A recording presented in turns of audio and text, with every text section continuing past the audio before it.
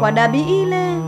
Yes. Na watu wakawa wanazungumza hapa hatima itakuwaje. Sasa tupate ufafanuzi kuhusiana na suala hilo. Hali halisi itakuwaje kwa wale wapenzi wa soka na waliokata tiketi zao. Karim Boimanda pia tunaye.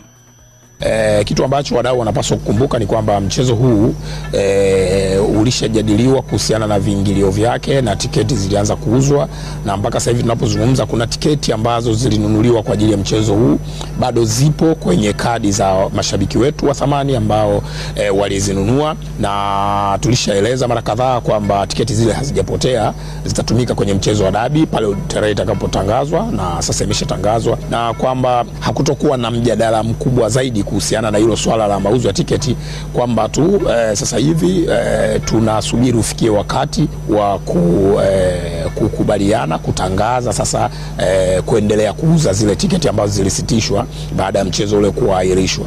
Kwa hiyo kila kitu kinakwenda sawa, timu mwenyeji anaendelea na maandalizi yake kwa sababu bado haujafikia wakati wa sisi kutamani kufahamu amefikia wapi. Wakati utakapofika basi tutakuwa na vikao vyetu kama ambavyo tumekuwa tukifanya mara zote kwa ajili ya kupeana updates mbalimbali kuhusiana na maandalizi ya huo mchezo, na si tu timu mwenyeji, hata wenzetu wadhamini wetu wenye haki ya matangazo ya runinga Azam Media Limited, na wao tunajua sasa hivi wanaendelea na maandalizi yao na hatujawadai wala kuwauliza ripoti ya maandalizi yao, lakini utakapofikia wakati tutaonana nao, tutafanya nao vikao kujua wamefikia wapi, kwa lengo ikiwa ni kukusanya sasa maandalizi binafsi ya wahusika wote, wakiwemo hata TBC ambaye ni mdhamini mwenye haki ya matangazo ya redio, NBC kama mdhamini mkuu na wengineo. Kila mtu atakapokamilisha maandalizi yake, basi sasa utafikia wakati wa kukusanya yale maandalizi kwa pamoja na kufanya sasa maandalizi ya jumla ya mchezo husika.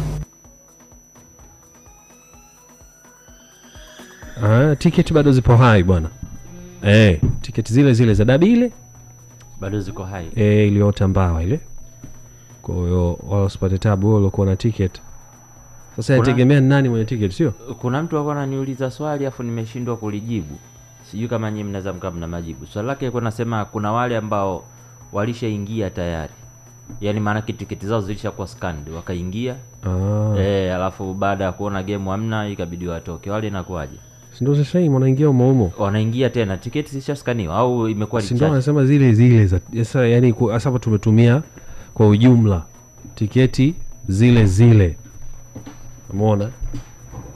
Sisi tumetumia kwa ujumla.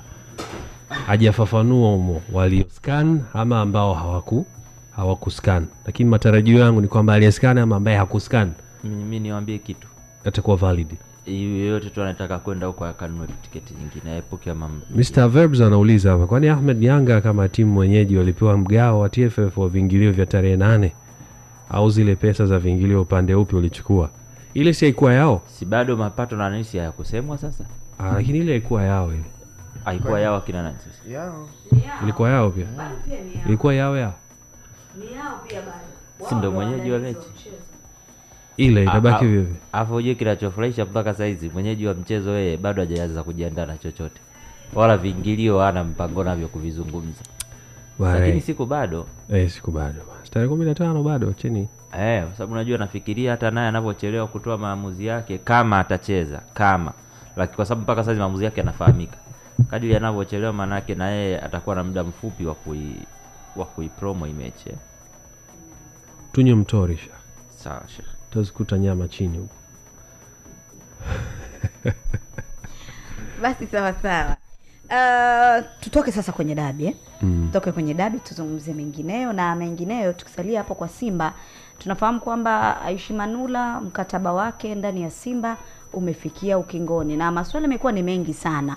Pengine ataendelea kusalia Simba au labda ataondoka, hali halisi ikoje? Na ufafanuzi anaotoa Ahmed Ali. Hatma ya Aishi Salim Manula iko namna gani ndani ya Simba mpaka saa hii?